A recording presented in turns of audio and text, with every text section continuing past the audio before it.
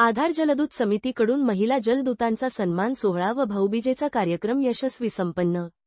वैजापूर तालुक्यातील महिलांनी नांदूर मध्यमेश्वर कालव्यावर सिंचन क्षेत्रात पाण्याचे व्यवस्थापन करून प्रत्येक टेलच्या शेतकऱ्याला समान पद्धतीने पाणी मिळवून देण्याचे काम करत आहे.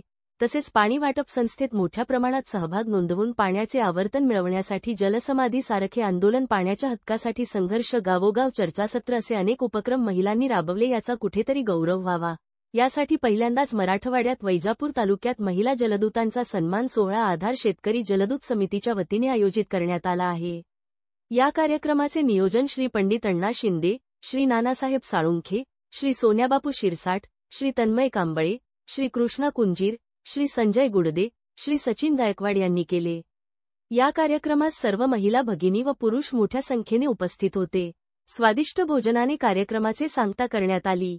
इंडिया न्यूज 28 वैजापूर तालुका प्रतिनिधी अनिल सूर्यवंशीची रिपोर्ट.